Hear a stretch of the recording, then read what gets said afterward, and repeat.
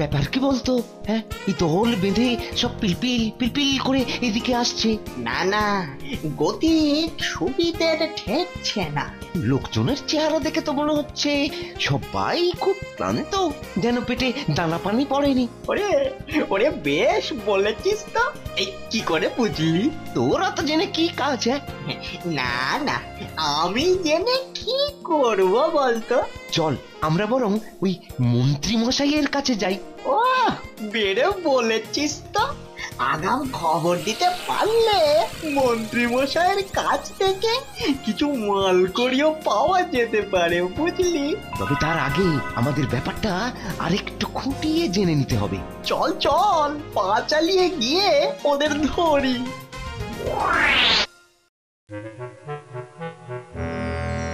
বিপদ, খুব বিপদ। এভাবে যদি বৃষ্টি কমে যায় তাহলে তো চাষবাসের খুব ক্ষতি হয়ে যাবে। শুধু কি ক্ষতি মহারাজ? মানে? না মানে এরকম চলতে থাকলে গরিব চাষিরা খাবে কি আর খাজনাই দেবে কি মহারাজ? হ্যাঁ, তাই তো, কথাটা তো ভুল বলনি।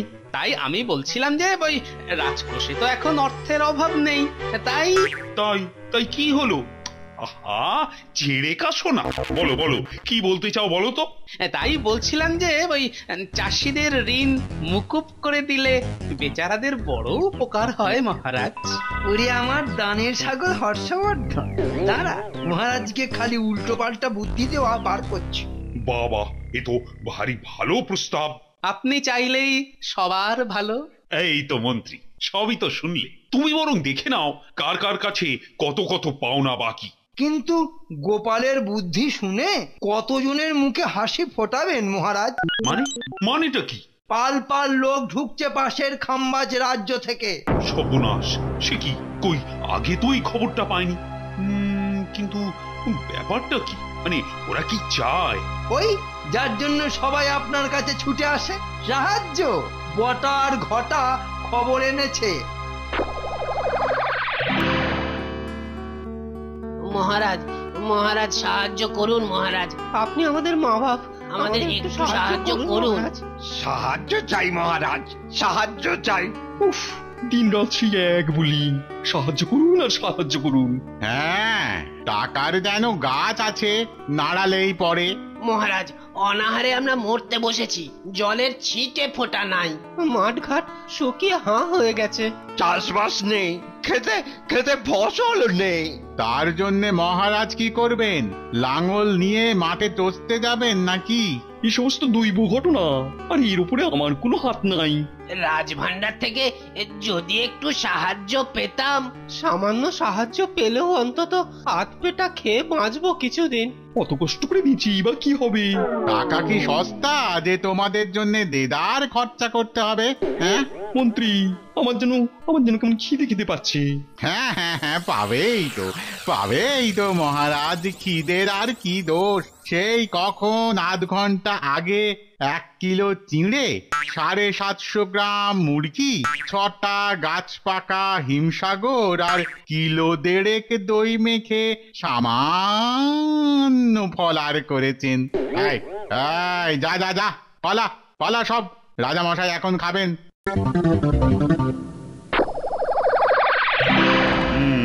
সমস্যা তো তাহলে বেশ জটিল দেখছি।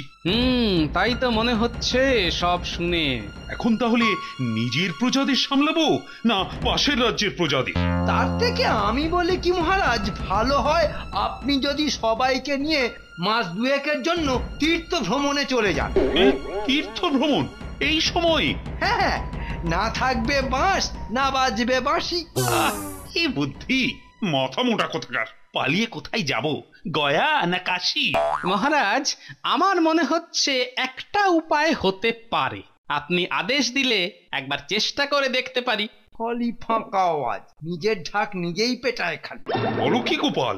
আপনি অনুমতি দিলে আমি নিজেই একবার খাম্বাজ রাজার কাছে গিয়ে প্রজাদের একটা হিল্লে করে দিয়ে আসতে পারি। কিন্তু মানে সেটা কি করে সম্ভব?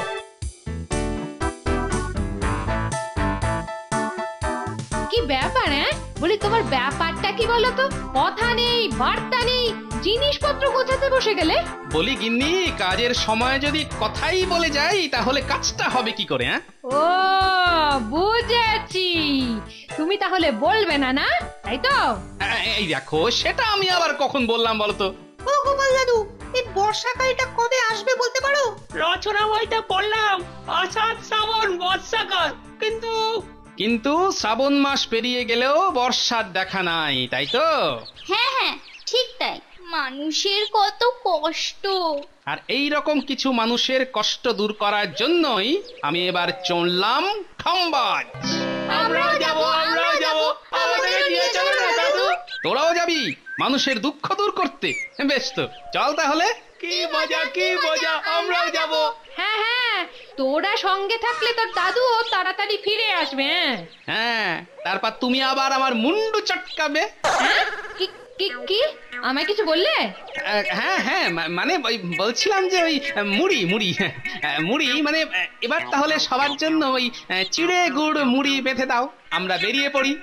দাঁড়াও, অত তাড়াহুড়ো করো না, দিচ্ছি। যাচ্ছিস চল, তোদের কিন্তু ওখানে গিয়েই একটা কাজ করতে হবে। কি পারবি তো? পারতেই হবে। ওরে বাবা রে, এখন আর কি হয়েছে, আর কটা দিন যেতে দাও, তারপর যখন পুরো হিসেবটা হাতে পাবে তখন যে চোখে তুলসী পাতা আর মুখে গঙ্গা জল ঢালতে হবে।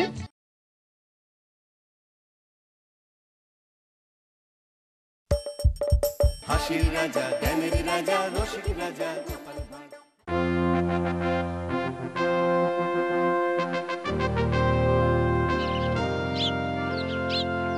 আহা, খাসাম, কি স্বাদ, কি গন্ধ! হতেই হবে মহারাজ, এ যে মালদার ল্যাংড়া। আহা, আম যেন কথা বলে।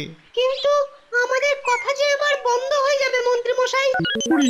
এই কুচো চিংড়ি কটা আবার কোত্থেকে এলো?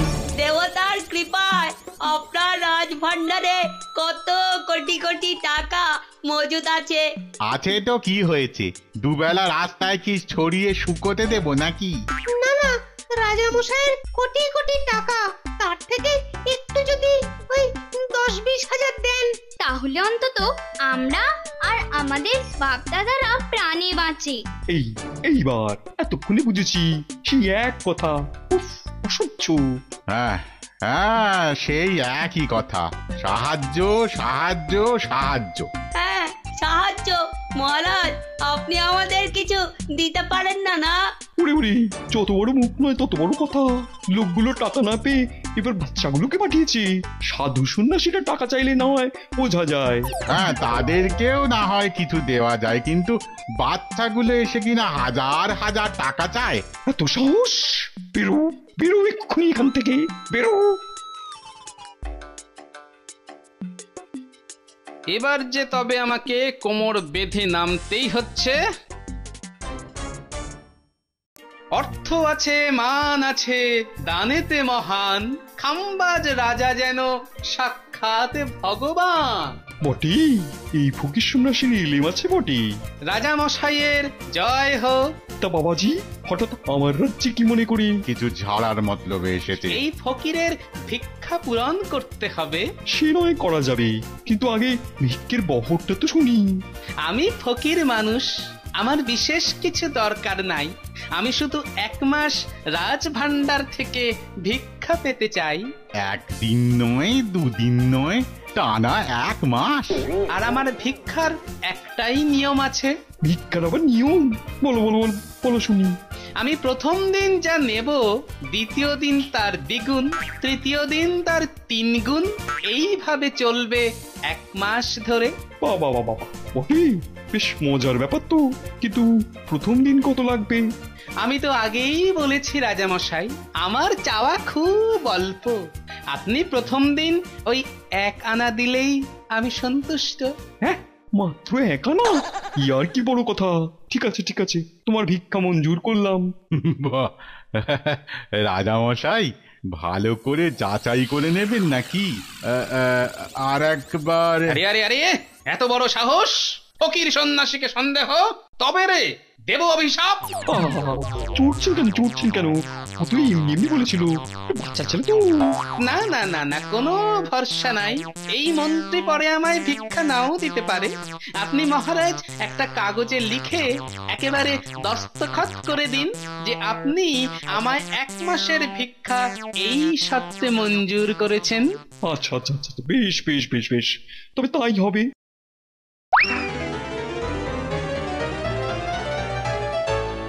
এই আমি একেবারে লিখে দিচ্ছি। এইবার দেখো চাঁদ আমার, কোথাকার জল কোথায় গিয়ে পড়ে।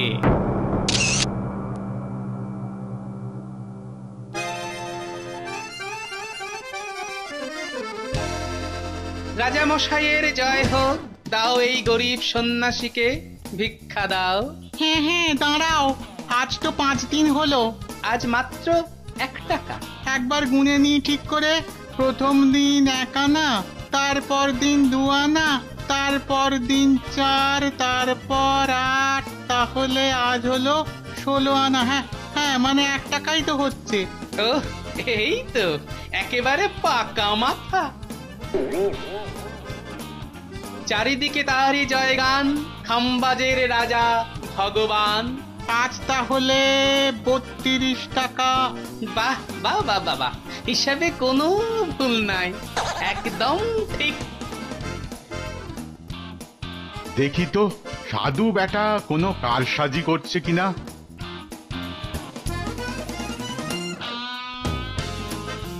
কে এই কটা টাকা গুনতেই যে একেবারে ঘেমে নে একসা।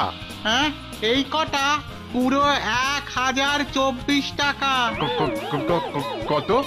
1 হ্যাঁ হ্যাঁ, এইবার হাটা বন্ধ করুন, না হলে যে মশা মাছি আর কি কি যে ঢুকে যাবে ওই হায়ে। মিলিয়ে দেখো একবার কোথাও ভুল হচ্ছে কিনা। মিলিয়ে দেখো দেখি। এই তো 10 দিনে 32, 11 64, 12 128, 13 256।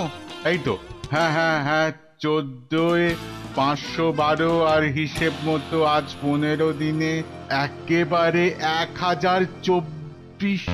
বাহ বাহ বাহ বাহ বাহ, মন্ত্রী মশাইয়ের মাথাটাও তো দেখছি একেবারে পরিষ্কার। তাহলে এবার আমার ভিক্ষাটা। ওরে বাবা, কি সর্বনাশ! এত টাকা এভাবে তুলতে থাকলে মাস শেষে কত হবে? আগে এখনো হিসেব করিনি, তবে মনে হচ্ছে ওই 1 কোটি। ওরে থাম, আমাকে বাতাস কর, আমার ঠোঁট একেবারে শুকিয়ে যাচ্ছে, চোখে ধাঁধা দেখছি। ওরে বাবা রে! এখন আর কি হয়েছে, আর কটা দিন যেতে দাও। তারপর যখন পুরো হিসেবটা হাতে পাবে, তখন যে চোখে তুলসী পাতা আর মুখে গঙ্গা জল ঢালতে হবে। কি হলো রাজা মশাইয়ের? একেবারে যে বাক্যি বন্ধ হয়ে গেল মনে হচ্ছে। রাজা মশাই যেন কিছু বলতে চাইছেন। রাজামশাই কাকে যেন খুঁজছে, বোধহয় ওই বেটা সাধুকে। এক্ষুনি সাধুকে রাজার সামনে হাজির করুন, না হলে রাজামশাই মারাও যেতে পারেন।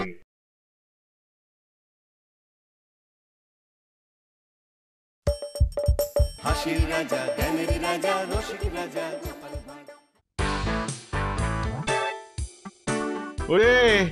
ওরে আরো জোরে বাতাস কর। আস্তে আস্তে নিন, এই পাঁচনটা খেয়ে নিন। কি মন্ত্রী, এখন কেমন লাগছে? লাগালাগি আর কি বাকি আছে? সব শুনলে আপনারও চোখ একেবারে কপালে উঠে যাবে। কেন সব শুধু কত? 1,67,00,000। না 67 নয়, 92 লক্ষ। হ্যাঁ, আশা করছো নাকি 1 আনা থেকে এত? খাজানচি, দেখি হিসেব আনো।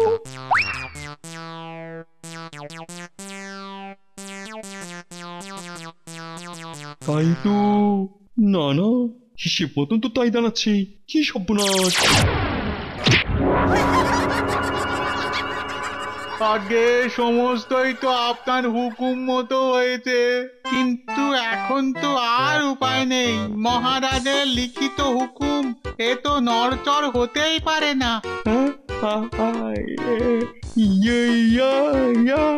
আরে আরে কি হলো, কি হলো রাজা মশাইয়ের? একেবারে যে বাক্যি বন্ধ হয়ে গেল মনে হচ্ছে। রাজা মশাই যেন কিছু বলতে চাইছেন। রাজামশাই কাকে যেন খুঁজছে। বোধহয় ওই বেটা সাধুকে। এক্ষুনি সাধুকে রাজার সামনে হাজির করুন, না হলে রাজামশাই মারাও যেতে পারেন।